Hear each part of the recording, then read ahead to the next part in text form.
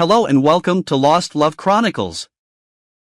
Dear listeners, before we get started, drop a quick hi in the comments and let us know where you're tuning in from. Also, if you have any suggestions for us to make the channel better, please let us know. Now let's start with the story.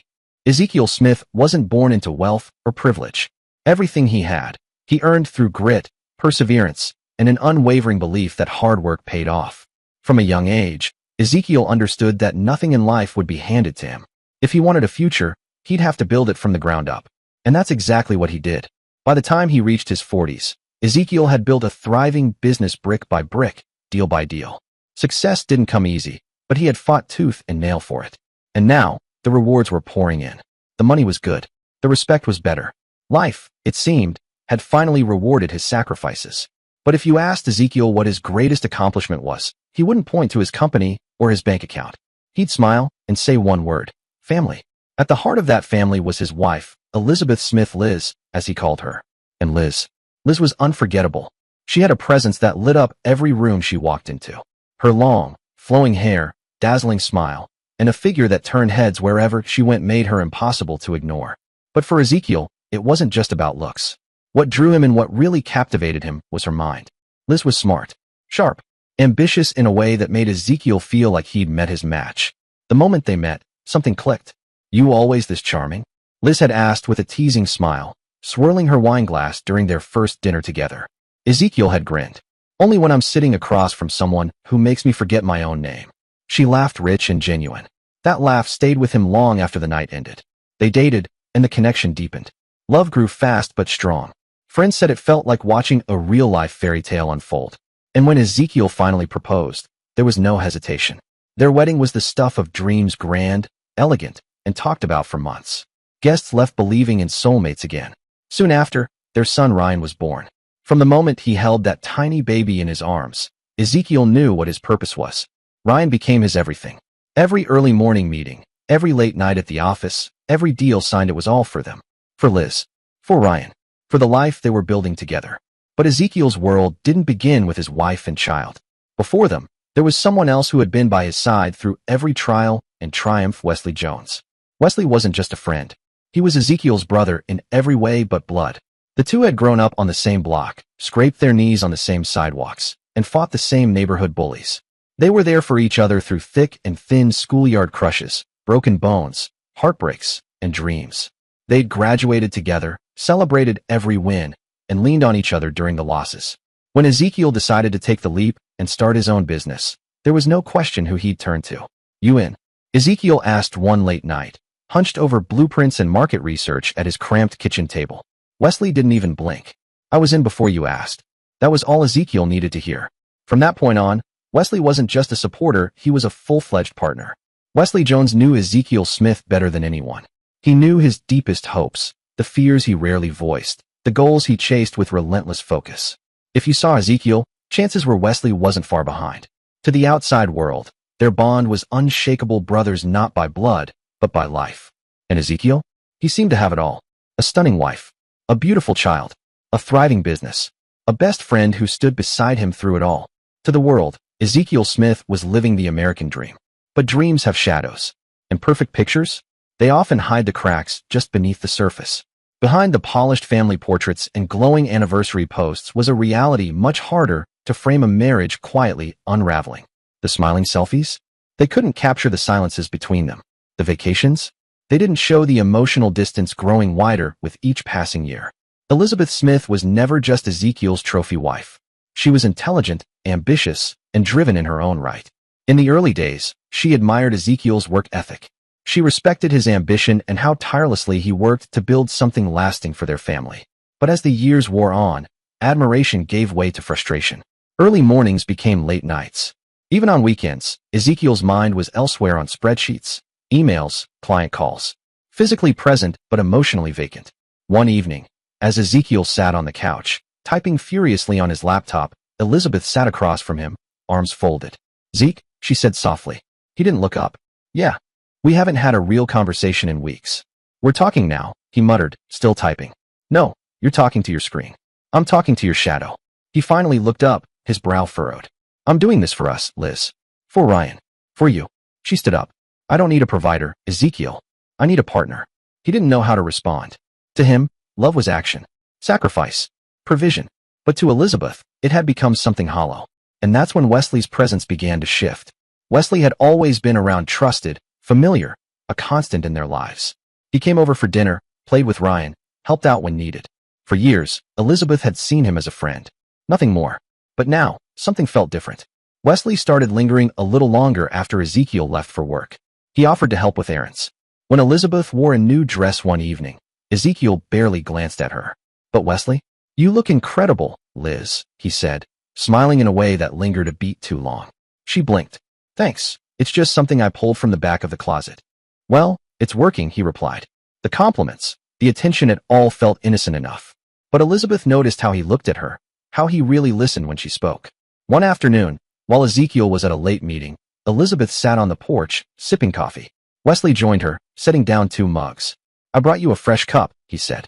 Figured you could use a break. She smiled. You always know when I need one. There was a pause. You doing okay, he asked. Elizabeth looked away. Honestly, no. I feel invisible. Wesley nodded. He's lucky to have you, Liz. He always has been. And in that moment, quiet and intimate, something shifted between them. Elizabeth began looking forward to the days Wesley came over. She'd spend more time getting ready, put on a touch of perfume, maybe straighten the house a little more than usual. She found herself opening up to him, telling him things she no longer felt comfortable sharing with her own husband. Wesley listened. He didn't interrupt. He didn't try to fix anything. He just saw her. What Elizabeth didn't know, what she couldn't have known, was that Wesley had been carrying something deep inside for years. A secret he had buried beneath loyalty and guilt. He had loved her from the start. He had watched Ezekiel fall in love, propose, marry her, and had stood beside them, hiding his own heartache. He had swallowed his feelings for the sake of their friendship, convinced that what he felt would fade.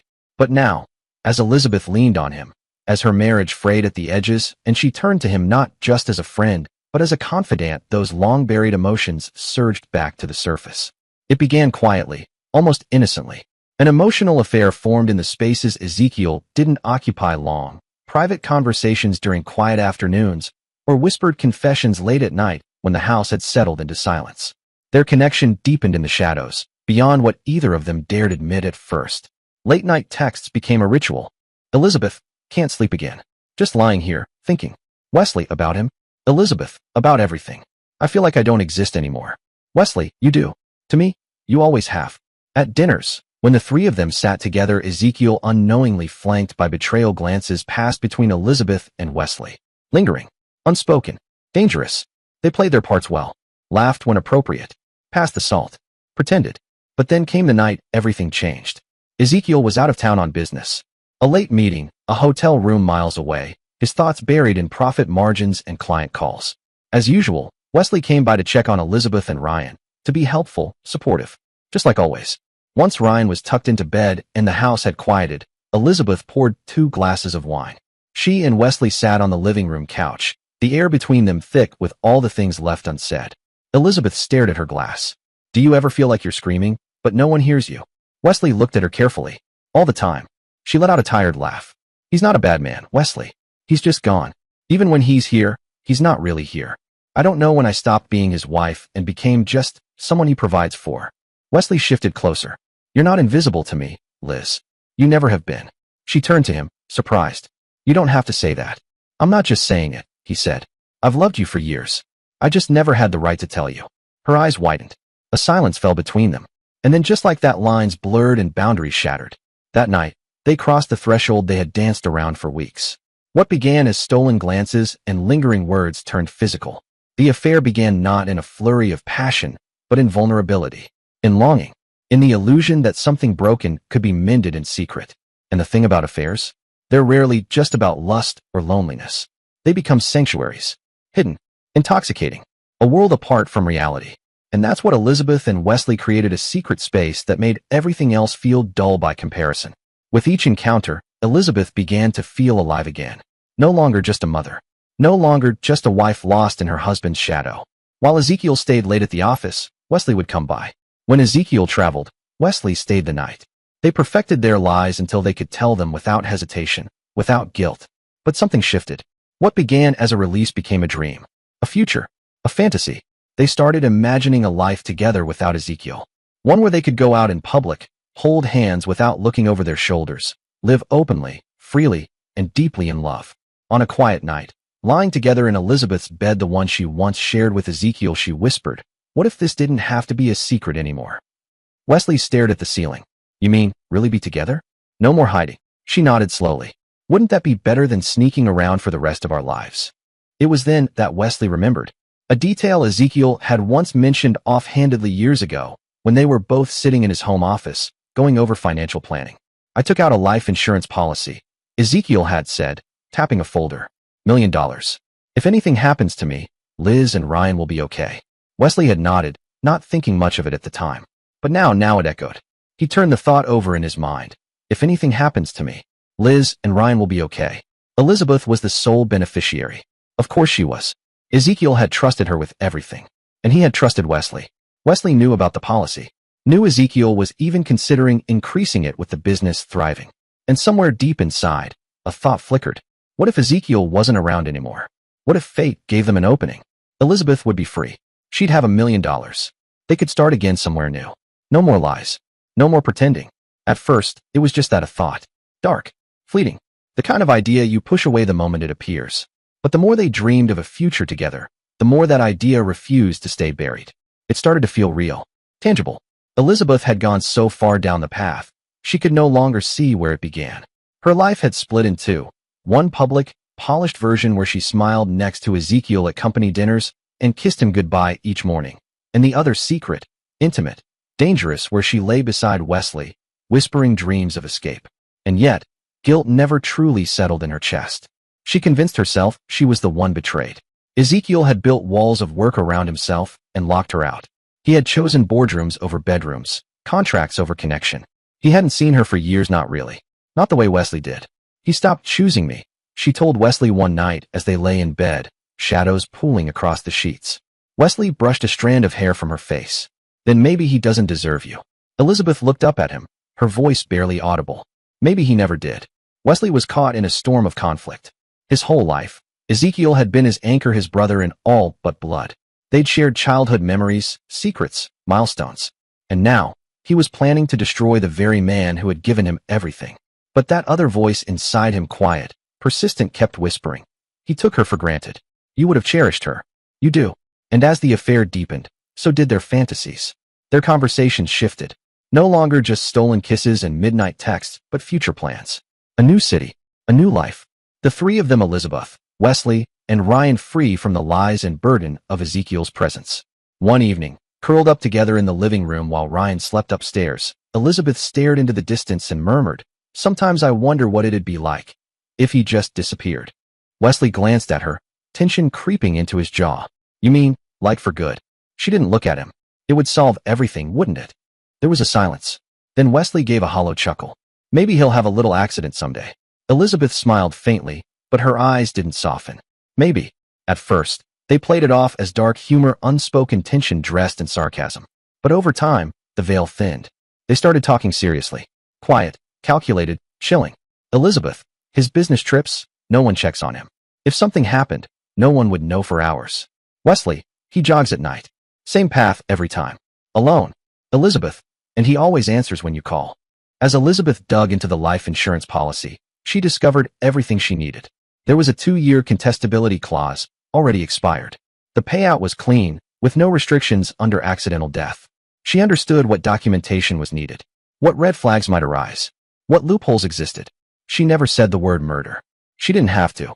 Wesley, meanwhile, began studying Ezekiel's habits with surgical focus, his routes, his routines, his vulnerabilities, and most importantly, the depth of his trust. "Zeke would follow me anywhere," Wesley told her one night. "If I told him to meet me at midnight in the middle of nowhere, he'd be there." Elizabeth nodded slowly. "Then maybe it's time we stop pretending this is just a fantasy." And somewhere between the late-night whispers and the unspoken promises, they realized they had the perfect opportunity. Everything Ezekiel had built, everything he believed in, everything he loved, it could all be erased in a single move. But the darkest truth had yet to be revealed. Ryan, the boy Ezekiel adored, the child he'd given everything for, his reason for working late, for sacrificing time, for building a future. Ryan wasn't even his. Wesley had known it. Elizabeth had known it. The secret had been buried beneath years of lies. She had been sleeping with Wesley before she ever walked down the aisle. When she got pregnant, she chose the safer option, the easier one. She let Ezekiel believe the child was his. He never questioned her, never once doubted. From the first moment he held that boy, Ezekiel had loved him with the ferocity of a real father. He taught Ryan to ride a bike, took him to every doctor appointment, showed up to school plays and football games, beaming with pride. "That's my son," he would say to anyone who asked. "That's my heart." And every word he said, every hug, every sacrifice, it was all unconditional. All the while, the truth sat inside Elizabeth like a slow-acting poison. Every time Ezekiel smiled proudly and said Ryan had his eyes, every time he talked about sending him to college, coaching his baseball games, shaping his future, it was another twist of the knife. Another reminder of the foundation of lies their life was built on. She'd watch him from across the room, see the way his face lit up when Ryan laughed, the way he tucked him in at night, the way he whispered, "I love you, son," like it was the only truth that mattered. But Elizabeth knew the truth. And now, with the affair reignited and the plan in motion, that secret no longer filled her with guilt, it gave her resolve. In her mind, she wasn't taking something that belonged to Ezekiel. She was reclaiming it. Ryan was Wesley's son. Wesley was her real partner. Wesley deserved to be the father. "This isn't betrayal," she whispered to herself one night as she stood over Ryan's bed, watching him sleep. "It's fixing what never should have been broken." And from that twisted seed of logic, the plan took deeper root. They shaped it carefully, waiting for the moment when Ezekiel would be isolated, when there'd be no witnesses, no trail leading back to them. Wesley would handle the logistics. Elizabeth would play the grieving widow. They practiced their parts, went over the timeline, smoothed the cracks. "Once it happens," Elizabeth said one evening, voice hushed over the phone, "we wait a few months. Then we ease into it. Let people see us grieving. Let them believe we found comfort in each other." "No one would question it," Wesley replied. "I'm his best friend. They'd expect me to help you through it." "Exactly," she said. "No one would suspect a thing." But between fantasy and execution was a chasm they hadn't yet crossed. The plan was written, rehearsed, but it still existed in theory. They hadn't yet stepped into action. That changed one Thursday night in October. Ezekiel was pushing through another late evening at the office. Papers scattered across his desk. A half-eaten sandwich by the keyboard. He rubbed his eyes and leaned back, exhaustion clouding his focus, but pride still flickering beneath the fatigue. If this deal went through, it could change everything. He thought of Elizabeth, of Ryan. "This is for them," he told himself. His phone buzzed. "Wesley, hey man, you sound wiped. Come grab a drink with me, just like old times." Ezekiel hesitated. He looked at the time. 9:07 p.m. He wanted to go home, kiss Ryan goodnight, curl up next to Elizabeth. But Wesley sounded sincere, maybe even a little anxious. "I don't know," Ezekiel said. "I've got a lot to finish. Might just call it a night." "Come on," Wesley urged. "One drink. You need to unwind. Plus, there's something I want to talk to you about. It's important." Ezekiel paused. This was his best friend. His brother. "All right," he said finally. "One drink." They met at a quiet bar just outside town. Dim lights, wood-paneled walls, a few scattered regulars hunched over their drinks. No one paid them much attention. Ezekiel ordered a beer. Wesley took a whiskey neat. They made small talk, laughed a little, recalled college antics and early business struggles. But something about Wesley felt off. He kept checking his phone. His foot tapped incessantly beneath the table. His eyes kept drifting toward the door. "You good?" Ezekiel asked, tilting his head. "You seem jumpy." "Yeah," Wesley said quickly. "Just some personal stuff. Been a long week." Ezekiel nodded, sipping his beer. "Tell me about it." They stayed for just under an hour. Then Wesley leaned forward, eyes suddenly serious. "Listen," he said, "I've been meaning to show you something. A new property I found might be perfect for expanding the business." "Now?" Ezekiel asked, frowning. "It's late." "It won't take long," Wesley assured him. "It's a drive, but worth it. Across the state line, just a couple hours. We can be there and back before midnight." "It's worth the drive," Wesley said again, his voice firm but coaxing. "This could be huge for us." Ezekiel hesitated, rubbing his temples. He was tired, bone-deep tired, but Wesley looked so certain, so eager. Ezekiel didn't want to let him down. He'd been neglecting their friendship, he knew that. Maybe this was his chance to make up for it. "All right," he said. "Let's go." They got into Wesley's car and pulled away from the quiet bar, driving toward the state line. The sky was pitch black now, dotted with faint stars, and the road stretched ahead like a dark ribbon. As the miles slipped past, Ezekiel began to feel strange. His head throbbed, and a heavy fog started to settle behind his eyes. He blinked hard, trying to shake it off. "I don't feel so good," he muttered, slumped against the seat. Like really off. Wesley's grip on the wheel tightened.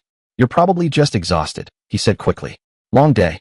You've been pushing hard lately. Ezekiel nodded slowly, but his limbs were starting to feel like they weren't his own. His thoughts came slower now, muddled and drifting. He didn't know that the whiskey Wesley had bought him at the bar was laced with a powerful sedative. They crossed the state line and turned off the main road, following a narrow, winding path that led to a secluded spot near a river, quiet, isolated, perfect. By the time Wesley parked the car, Ezekiel could barely lift his head. Why are we here? He slurred, his words thick. This doesn't look like business. Wesley stepped out first, walking around to Ezekiel's side. He opened the door and helped him out, practically dragging him toward the edge of the riverbank. Just take it easy, Wesley whispered. His voice shook despite himself. Just let go. Ezekiel collapsed to his knees, dizzy and confused, eyes fluttering open and shut. Then he saw at Wesley's hand, reaching into his coat. A flash of silver. A gun. His gaze lifted, unfocused, but he locked eyes with Wesley. Pure confusion and heartbreak filled his expression. Wes, he rasped. What are you? Wesley's hand trembled. His heart pounded in his chest like a war drum. This was the man who had stood beside him through everything. The man who called him brother. The man who had loved his son, Wesley's son, without question. I'm sorry, Wesley whispered. I'm so sorry. He closed his eyes and pulled the trigger. The gunshot split the night. The bullet hit Ezekiel in the side of the head, slicing across the skull in a brutal, glancing blow. Blood sprayed instantly. Ezekiel crumpled to the ground. Wesley stood frozen, the sound of the shot still ringing in his ears. His hands shaking violently, the gun now impossibly heavy. He knelt beside Ezekiel's body, pressing trembling fingers to the neck. No pulse. Or maybe he just couldn't find it. There was so much blood. It's done, he told himself. In a daze, Wesley dragged the limp body to the edge of the river. The current was swift, black, and merciless. He let go. Ezekiel's body hit the icy water and disappeared into the darkness. What Wesley didn't know was that the shot hadn't killed him. The bullet had carved a deep, bleeding channel along Ezekiel's skull, but hadn't penetrated his brain. The freezing water sent Ezekiel's body into immediate shock, slowing everything: his breathing, his heart rate. To Wesley, he had looked dead, but Ezekiel was alive. Miles downstream, the current finally pushed Ezekiel's body against a fallen tree branch jutting out into the water. He caught there, tangled and unmoving, blood still leaking into the river. Hours passed. At dawn, a jogger spotted something strange near the bank, something pale and limp tangled in the reeds. She gasped when she realized it was a man. Oh my God, she shouted, fumbling for her phone. Hello? Yes, I need an ambulance. There's a man. He's hurt. He's not moving by the riverbank off Route 3. Paramedics arrived quickly, assessing the scene. The man was barely breathing, unconscious and soaked in blood. He was rushed to the hospital, listed as critical and unidentified. In the emergency room, doctors fought to save his life. One look at the wound, and they called for trauma surgery. Massive laceration to the skull. He's lost a lot of blood. We need to get in and relieve the pressure, now. The team worked fast, cutting away what was left of the soaked clothing, prepping the man for surgery. The bullet had fractured the outer plate of the skull and caused swelling that threatened to crush his brain from the inside. He was rushed into the operating room. Scalpels gleamed under sterile lights. Monitors beeped steadily. And with steady, practiced hands, the lead surgeon began to relieve the pressure and stop the bleeding. Ezekiel remained in a coma for 3 days, suspended in a fog of silence and sterile light. When he finally opened his eyes, the nurses rushed to his side, astonished that he had survived at all. Can you hear me? One of them asked gently, leaning over his bruised and bandaged face. His eyes flicked toward her, glassy and unfocused. His lips parted slightly, but no words came out. He blinked. Once. Twice. Do you know your name? She asked, her voice even softer now. He stared blankly, brows knitting together in confusion. The question meant nothing. Everything felt foreign, alien. Panic flickered in his dull gaze. The attending physician was called in. After a series of tests and scans, the diagnosis was clear: traumatic amnesia. His memory, personal, long-term, even basic details had been obliterated by the blunt force trauma to his skull. He doesn't know who he is, the doctor explained quietly to the staff gathered outside the room. Not his name, not his family, nothing. It's a clean slate. And there's no ID, no wallet, nothing to link him back to anyone. Wesley had made sure of that. He had taken Ezekiel's wallet from his coat, removed any identification, and tossed it into the river, just another detail in the careful staging of a robbery gone wrong. The hospital checked every avenue: fingerprints, missing persons, regional databases. But there was no match. Ezekiel's prints weren't in any system. And since he had been found across the state line, the authorities there had no connection to the missing persons report filed in his home jurisdiction. "We've hit a dead end," a detective said with a sigh, flipping through a folder of blank leads. No ID, no matches, and nobody coming to claim him. It's like he dropped out of the sky. Meanwhile, back home, Elizabeth was already playing her part. That morning, she called the local police department, her voice tight with panic. "He didn't come home," she cried. "He always calls always. Something's wrong. I know it." An officer tried to calm her, asking questions. "When did you last see him, ma'am?" "Last night. He went out with his best friend, Wesley. Just for a drink, that's all. He said he'd be home before 10. Wesley, standing nearby, took the phone when prompted. "Yeah, we were together," he said, sounding grave but measured. "We had a couple drinks." He seemed off, stressed. He got this call. He stepped outside to take it. When he came back, he looked worried. Then he just left. "Left?" the officer asked. "Did he say where he was going?" "No, just said he needed to handle something. Honestly, I thought he just needed space. I didn't expect this." Wesley's tone was perfect, concerned, but confused. Hurt, but rational.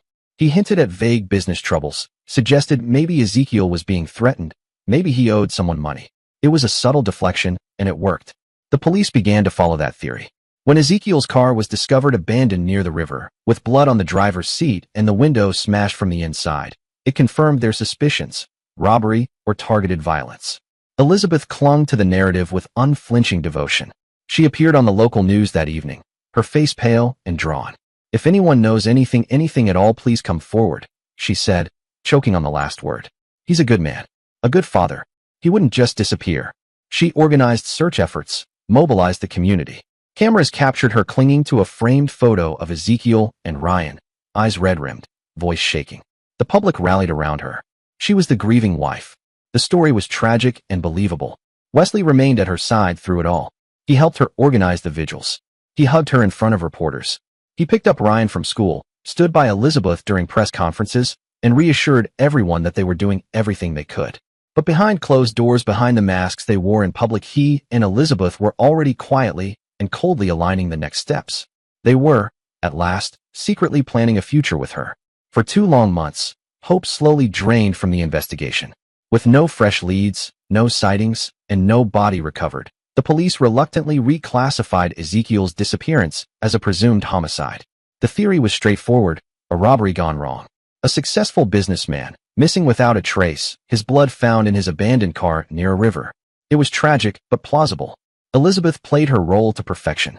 She wept during interviews, clutched framed photographs, and whispered about closure. When the insurance paperwork was filed, there was nothing overtly suspicious, no immediate red flags. "Everything lines up," the claims investigator eventually reported.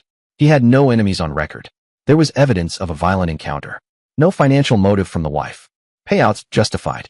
6 months after Ezekiel's disappearance, the $1 million policy was approved and transferred to Elizabeth's account. With the money secured, Elizabeth and Wesley exercised caution. They didn't flaunt their relationship, not yet. But behind closed doors, their life together deepened. The secret they shared bound them even tighter than passion ever could. 1 year later, Elizabeth announced that she and Wesley had found comfort in one another. "It wasn't something we expected," she said softly during a local news interview, "but grief brought us closer. He's been my rock." 2 years after the disappearance, they were married in a private ceremony, no fanfare, no public spectacle. Just a quiet union, masked in solemnity and framed as healing. They moved into a gated community in an affluent suburb. Elizabeth embraced her new lifestyle with abandoned driving luxury vehicles, draping herself in designer clothes and sparkling jewelry. Wesley walked away from the business he'd once built with Ezekiel, no longer needing the income. The insurance money funded their life of comfort and indulgence. Ryan, now older, never questioned the narrative. Dad was killed by bad people, he told classmates at school, believing it completely. Wesley was the only father figure he knew, present, caring, attentive. The truth was buried under years of lies, whispered between Elizabeth and Wesley like a secret prayer. To the outside world, they were inspirational. "They've been through so much," people often said. "And look at them now. They survived." But the glossy image masked something foul. Their home, their marriage, their fortune, every bit of it rested on betrayal and murder. Far from the manicured lawns of their new neighborhood, Ezekiel lived like a ghost. The man once known as Ezekiel awoke every day into confusion. He had no name, no home, and no past. 7 years slipped by like fog. Shelters became his only refuge. Park benches and alleyways his resting places. The world blurred around him, faces, buildings, sounds. Nothing stayed. Nothing connected. He didn't know who he was, but he had flashes, dreams of a laughing child, a warm smile, a woman's touch followed by something darker. Shadows. Pain. Sometimes, as he stared into a cracked mirror in a shelter bathroom, he whispered to his reflection, "Who the hell are you?" No answer ever came. When the pressure of it all built too much, he turned to the only escape he could find. Alcohol numbed the pain. Drugs dulled the edge. Each hit offered a moment of peace, a quiet reprieve from the storm inside. "I'm nobody," he muttered one night, slumped beside a dumpster behind a diner. A fellow drifter handed him a bottle. "You got smarts, man," the man said, watching Ezekiel repair a broken pipe under the sink in exchange for leftover food. "How'd you learn this stuff?" Ezekiel just shrugged. "I don't know," he said quietly, eyes distant. "I didn't remember learning them." During those lost years, Ezekiel descended into darkness so deep, it swallowed whole any sense of hope or identity. He cycled through arrests for loitering, public drunkenness, disorderly conduct. Police reports bore no name, just the same note. Unidentified male, transient. Twice, he nearly died, once from alcohol poisoning, another time from an overdose on a frigid winter night behind a closed-down pharmacy. There were nights he begged for the pain to stop.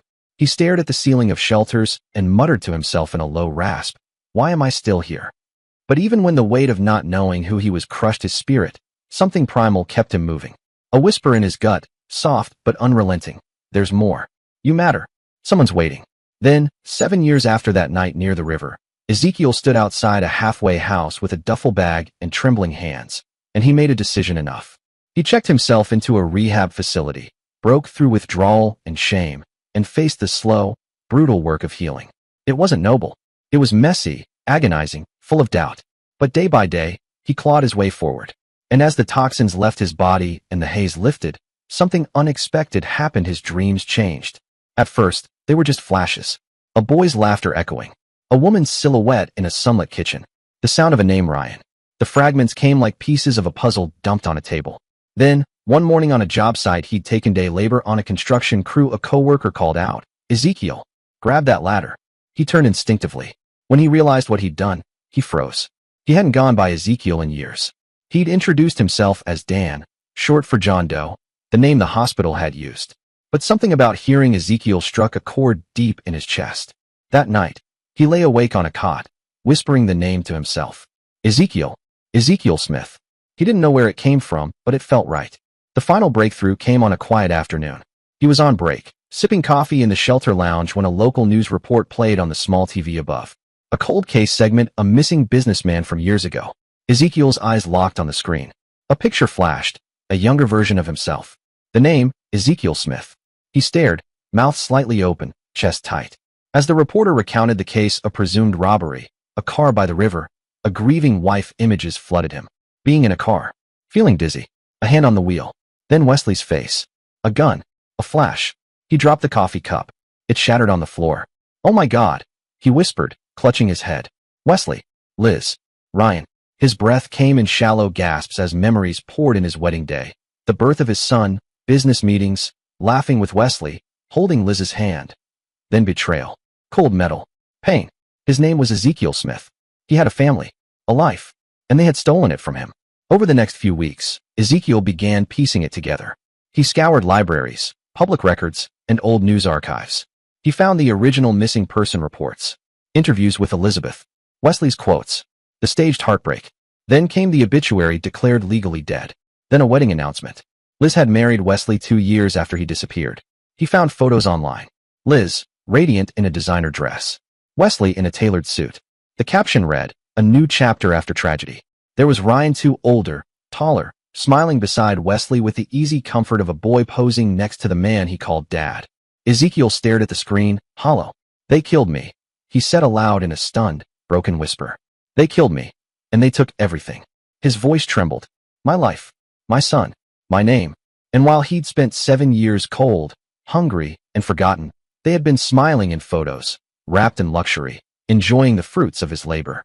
The family Ezekiel had once built, the home, the son he raised, the future he had sacrificed so much for, none of it had ever truly belonged to him. It had been a mirage, a carefully constructed lie built on betrayal. The grief in his chest simmered into rage, but beneath that storm was something sharper, steadier, resolve. He was going to reveal the truth.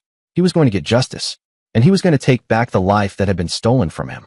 But Ezekiel knew he couldn't just walk up to Elizabeth and Wesley's door, announce he was alive, and expect anything but danger. They believed he was dead, and if they saw him now, if they realized their secret was unraveling, they might panic. They might try again to finish what they started. So he planned. He moved cautiously. His appearance had changed. Years on the streets had left him lean, with weathered skin and sunken cheeks, but he still bore the unmistakable scar along his scalp where the bullet had grazed him. Other details, 2 birthmarks, healed fractures, dental records could confirm his identity. He was ready. Ezekiel walked into the police station and requested to speak to someone about a cold case his own. A uniformed officer behind the desk gave him a quick once-over, then gestured for him to take a seat. Detective Rachel Monroe met with him, clipboard in hand, her expression neutral but slightly guarded. "You said you have information about a missing person?" "I'm not here to talk about someone else," Ezekiel said, his voice calm but firm. "I'm here because I am the missing person. Ezekiel Smith, presumed dead 7 years ago." She blinked, a flicker of disbelief crossing her face. "Mr. Smith is deceased. I can prove I'm not." She hesitated, then nodded slowly. "All right, let's talk." As they sat down in a small interview room, Ezekiel began sharing his story. His words were measured but precise. He spoke about the night he disappeared, about the business he co-owned, about Elizabeth, about Wesley, about the insurance policy. He described details from the office layout to the way Wesley used to sign contracts. He even recalled a conversation from a week before the incident, one where Wesley had grown distant, talking vaguely about opportunities that come from tragedy. Detective Monroe listened in silence at first, but as the specifics piled up, details that hadn't been released to the public, her skepticism shifted to curiosity, then to concern. "You remember all of this clearly?" she asked. "It's coming back in pieces," Ezekiel replied. "But enough has returned. Enough to know who I am and who tried to kill me." They ran his fingerprints. Hours passed in tense silence. Finally, Monroe returned with a folder in her hands. Her face was pale. "You are Ezekiel Smith," she confirmed. "Your prints match. You were declared legally dead years ago." Ezekiel leaned back, exhaling slowly. "Then let's begin." But the detective's tone turned cautious. "Mr. Smith, proving your identity is one thing. Proving attempted murder, after 7 years, with no forensic evidence left, that's a much harder task. Your memory is fragmented. Their alibi held up. You were declared dead based on what looked like a robbery gone wrong, without direct proof." "I understand," Ezekiel interrupted, "but they made mistakes. I remember things now. Conversations, moments that didn't make sense at the time." He described a phone call Wesley had taken in hushed tones, telling someone he's starting to suspect, and a night Elizabeth had asked him to increase his life insurance, playing it off as security for Ryan. "Those weren't coincidences," Ezekiel said. "They were planning it."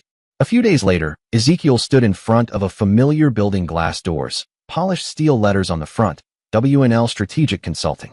Wesley had renamed the firm after Ezekiel's disappearance. It stood on the bones of what they'd built together. Inside, the receptionist looked up. "Do you have an appointment?" "No," Ezekiel said quietly, "but he'll want to see me." Moments later, Wesley opened the door to his office, holding a coffee mug and a smile that froze instantly when his eyes met Ezekiel's. The mug slipped from Wesley's hand, shattering on the floor. He stumbled backward, eyes wide with terror. "No, no, you're dead. I saw you die." Ezekiel stepped into the room and quietly shut the door behind him. His movements were calm, deliberate, like a man with nothing left to fear. "You saw me get shot, Wesley," he said, voice low and unwavering. "But you didn't stick around long enough to make sure I was actually dead." Wesley's chest heaved as he struggled to breathe, a pale sheen of sweat covering his face. He gripped the edge of the desk as though it were the only thing anchoring him to reality, his eyes wide and wild. All the years he had spent convincing himself it had been necessary, all the lies he had swallowed to quiet his conscience, none of it mattered now. Ezekiel stood before him, very much alive, and the truth had nowhere left to hide. "I'm sorry," Wesley gasped. "God, Ezekiel, I'm so sorry. I never meant to hurt you. It was Elizabeth's idea. She said you didn't love her anymore. She said you'd be better off dead than stuck in a loveless marriage." Ezekiel's eyes darkened, though his voice stayed unervingly calm. "So you figured you'd do me a favor by putting a bullet in my head?" "I was young and stupid and in love," Wesley said, breaking down into sobs. "Elizabeth told me we could be happy together, that Ryan needed a real father, someone who'd actually be there for him. She said the insurance money would give us a fresh start. Ezekiel's jaw clenched, his voice quieter now, but edged with bitterness. Ryan was already your son, Wesley. You didn't have to kill me to be his father. All you had to do was tell me the truth. Wesley's eyes widened, his mouth parting slightly in disbelief. You knew. I know now. Ezekiel said, staring at him. I've had 7 years to think about a lot of things, Wesley. 7 years of living in shelters and back alleys while the two people I trusted most decided I was worth more dead than alive. Wesley crumpled into the chair behind him, burying his face in his hands. I never stopped feeling guilty. Every single day for the past 7 years, I've wished I could undo it. I see your face in my sleep. I can't eat. I can't function. I can't live with myself. Good, Ezekiel said coldly. You shouldn't be able to live with yourself. But as he watched Wesley break down completely, slumped and sobbing uncontrollably, the satisfaction Ezekiel had expected didn't come. He didn't feel vindicated or powerful. He just felt tired. Tired of carrying the weight of betrayal. Tired of the anger, the nightmares, the hollow ache that never left. The confrontation had given him the truth, but not peace. Still, that truth was all he needed to finally act. News of the arrests broke the following week, shaking their upscale community to its core. Elizabeth and Wesley, the couple once seen as an emblem of resilience after unimaginable loss, were now the center of a criminal investigation more shocking than anyone could have imagined. Friends, neighbors, former colleagues, none of them had suspected what lay beneath the surface of their carefully curated life. Ezekiel's reappearance had stunned the public. To the outside world, he had been dead and buried in memory, a victim of a tragic crime. But he had returned with a vengeance, exposing the web of lies that Elizabeth and Wesley had spun so skillfully. The man declared legally dead had come back to tell the story no one ever thought they'd hear. Elizabeth, defiant and poised, hired a high-powered legal team the best money could buy, ironically paid for with the same life insurance money she had claimed from Ezekiel's supposed death. In court, her defense painted her as the true victim. Her lawyers claimed she had been manipulated, gaslit, and abused for years. They said Ezekiel had controlled her every move, emotionally isolated her, and made her fear for her life. According to their version, Elizabeth hadn't been a mastermind, she had been a woman trapped and desperate, coerced by Wesley into a plan she never wanted. But Wesley's confession unraveled her defense thread by thread. He took the stand trembling, his voice filled with remorse. His confession was raw and comprehensive. We were in love for years before it happened, Wesley said, eyes lowered, barely able to look at Ezekiel in the courtroom. Elizabeth told me the only way we could ever be together was if he was gone. She said he'd never let her go, that he'd fight for custody, that we'd be poor forever. She wanted a new life, and the only way to get it was with that insurance money. He paused, swallowing hard before continuing. It was Elizabeth who came up with the plan. She did the research. She looked up how to stage a mugging. She increased the policy behind his back. She timed everything, picked the night, picked the route. I went along with it because I was in love and too much of a coward to stop her. He finally looked at Elizabeth, expressionless, cold in her seat. I thought I was doing it for love. But she never looked back. She didn't cry. She didn't panic. She said it was done and we were free. She wasn't scared. She was focused. She planned everything with this cold logic. No remorse. No hesitation. Just the future she envisioned with me. The courtroom was packed as the prosecution laid out its final pieces of evidence, financial records that told a story starkly at odds with Elizabeth's public persona as a grieving widow. Jurors sat stiffly as the prosecutor displayed charts and bank statements, each one a nail in the coffin of her credibility. While Mrs. Smith claimed to be mourning her husband's death, the prosecutor said, pointing to a series of luxury purchases, she spent thousands of dollars on designer clothing, jewelry, spa treatments, and international vacations. This wasn't a woman devastated by loss. This was someone enjoying the rewards of a carefully executed plan. Photos of Elizabeth posing in exotic locations, smiling in the arms of Wesley, flashed across the screen. All of this, the prosecutor continued, paid for by the life insurance money from a man they left for dead. The jury's expressions ranged from stunned to disgusted. And sitting just behind the bar, Ezekiel remained composed, though his hands clenched into tight fists in his lap. The case was airtight. Wesley's tearful confession had laid bare the plot's timeline and motivations. Ezekiel's own powerful testimony provided the human context, a man who had lived through hell, whose identity and life had been stolen from him. Together with the damning financial trail, it became impossible for the defense to spin the narrative in Elizabeth's favor. Still, the most heartbreaking part of the proceedings came when Ezekiel addressed the court about Ryan. He stood at the witness stand, voice thick with emotion. "Ryan's 14 now," he said. "He thinks Wesley is his father. He thinks I was killed in a random act of violence." He paused, struggling to steady himself. "The truth is, I'm not his biological father. I didn't know that for most of his life. But I raised him. I bathed him. I read to him. I held his hand when he was scared. Every sacrifice I made was for him. Every late night at the office. Every decision, I did it all thinking he was my son." His eyes met the judge's. "He may not be my blood, but he was my son in every way that mattered." A hush fell over the courtroom. Even the most hardened journalists at the press bench looked away, some blinking back tears. "I could have used that truth to strengthen my case," Ezekiel continued quietly. "But I won't. Ryan is innocent in all of this. He's already had too much taken from him. I'm asking the court to seal any details regarding his paternity. He deserves peace. He deserves a chance at a future not overshadowed by the crimes of the adults around him." The judge nodded solemnly. "Your request will be honored." 6 weeks after the trial began, the jury returned with its verdict. Wesley was found guilty on all counts: attempted murder, conspiracy to commit murder, and insurance fraud. His cooperation with the investigation and visible remorse were considered during sentencing. The judge handed down a 25-year prison term. Elizabeth's verdict was the same, but the outcome for her was far worse. She had fought the charges bitterly, denying everything, shifting blame, and spinning false narratives even in the face of overwhelming evidence. Her courtroom demeanor, cold, calculated, unyielding, only reinforced what Wesley's confession had described: a woman unmoved by conscience, focused only on control. The sentence: life in prison, with the possibility of parole after 30 years. Outside the criminal trial, the insurance company swiftly filed a civil suit to recover the $1 million it had paid out. The court ordered the liquidation of all assets acquired with that money. The family home, once the symbol of Elizabeth and Wesley's new life, was sold. Their luxury vehicles were seized. Jewelry, clothing, and every last indulgence purchased on Ezekiel's back was cataloged and reclaimed. They had lost everything: property, freedom, reputation. All that remained was the legacy of their betrayal. At sentencing, the courtroom fell silent as the judge leaned forward and delivered the final condemnation.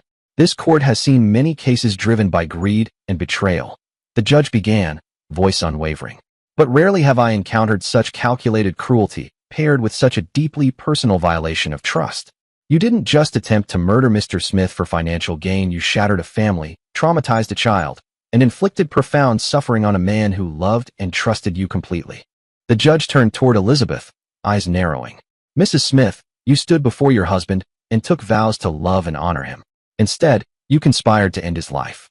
You looked him in the eyes every day while secretly plotting his murder. You weaponized his love and devotion. The court finds no redeeming or mitigating factors in your conduct."